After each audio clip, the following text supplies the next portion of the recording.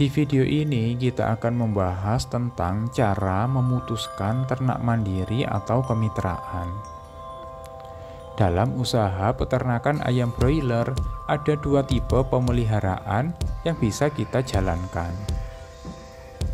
Dua sistem tersebut adalah sistem pemeliharaan mandiri dan sistem pemeliharaan kemitraan.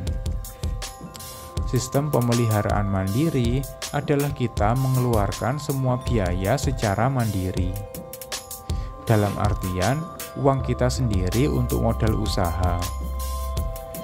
Modal usaha tersebut meliputi pembelian bibit, pembelian pakan, biaya obat-obatan, biaya operasional, dan lain sebagainya. Sedangkan sistem pemeliharaan secara kemitraan, kita hanya bertugas untuk pemeliharaan dan biaya operasional. Biaya-biaya yang meliputi penyediaan bibit, pembelian pakan beserta obat-obatan akan disediakan oleh perusahaan mitra. Selanjutnya kita akan membahas lebih dalam tentang cara menentukan nantinya kita akan beternak ayam broiler secara mandiri atau beternak ayam broiler secara kemitraan.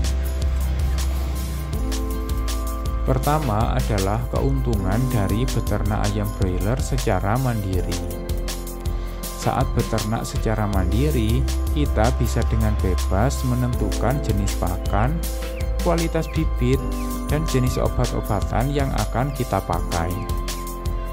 Penentuan jenis pakan bisa kita sesuaikan dengan berapa budget yang kita sediakan.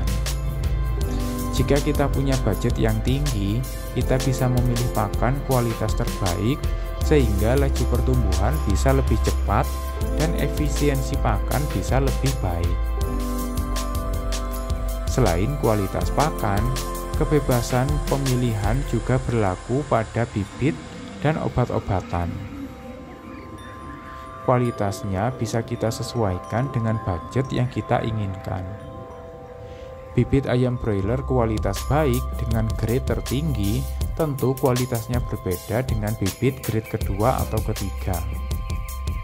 Bibit ayam broiler dengan grade tertinggi memiliki postur tubuh yang lebih besar daripada bibit ayam broiler dengan grade di bawahnya. Kedua adalah kerugian dari ternak secara mandiri.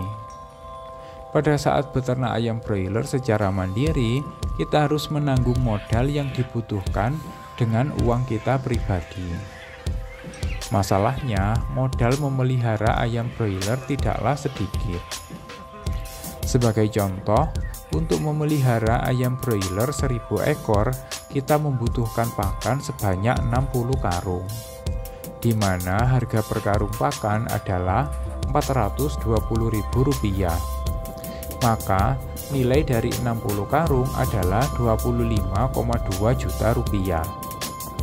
Ditambah lagi biaya pembelian bibit atau DOC ayam broiler, di mana harga satu ekor DOC ayam broiler adalah Rp5.000. Rp5.000 dikalikan dengan 1000 ekor. Nilainya adalah Rp5 juta. Untuk pembelian pakan dan DOC sejumlah 1000 ekor saja, kita membutuhkan modal sebesar 30 juta lebih. Permasalahannya adalah tidak semua peternak mampu menyediakan modal yang nilainya lumayan besar. Hal ini bisa menjadi pertimbangan sebelum memutuskan untuk beternak ayam broiler secara mandiri atau akan memilih secara kemitraan. Ketiga adalah keuntungan dari beternak ayam broiler secara kemitraan. Keuntungan dari beternak ayam broiler dengan sistem kemitraan salah satunya adalah biaya modal yang sudah ditanggung oleh perusahaan mitra. Berikutnya yaitu kita tidak perlu lagi repot memikirkan metode pemasaran. Hasil pemeliharaan dari peternak kemitraan akan dibeli oleh perusahaan mitra dengan harga kontrak.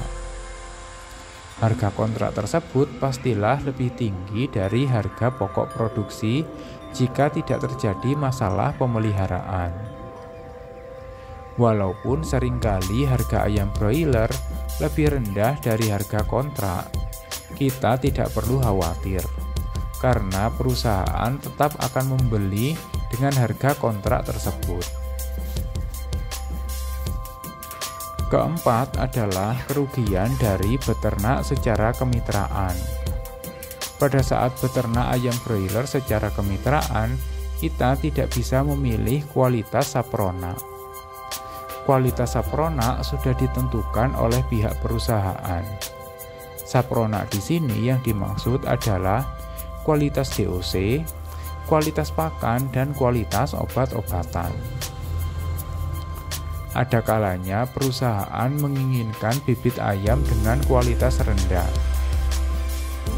Saat bibit berkualitas rendah terpaksa kita pelihara, dampaknya adalah kematian ayam bisa menjadi cukup tinggi.